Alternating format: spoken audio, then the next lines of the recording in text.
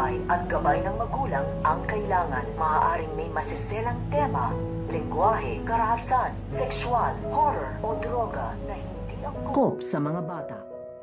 Ang pagiging tulay nito nga ni Annalyn upang magkamustahan nga dito ang mag-ina na ito nga si Lutus at ito nga si Jonah, dahil pasyente nga dito nito nga ni Annalyn, ito nga si Jonah na magpapa-opera na nga ito, at ito nga ang kaisa-isahang anak nito nga ni Madam Lutus. At dahil ito nga si Annalyn ay nagkaroon nga siya ng medical mission dito nga sa kulungan, ay nagkaroon nga siya ng pagkakataon na makausap nga dito ito nga si Madam Lutus, at mababanggit nga nito nga ni Madam Lutus ang tungkol dito nga sa kanyang anak. Kaya nga ito nga si Annalyn ay tinanong nga na dito kung ito nga daw ba si Jonah ang sinasabi niyang anak na magpapa-opera nga ngayon, dahil nasa Epic Hospital nga daw ito at siya nga daw dito ang mag-o-opera dito nga daw sa kanyang anak. Kaya nga ito nga si Madam Lutus ay nagpapasalamat nga ito dito nga kay Annalyn na siya na nga daw ang bahalang mag-opera dito nga daw sa kanyang anak, at nagtitiwala nga ito nga si Madam Lutus na gagaling nga ito nga kanyang anak.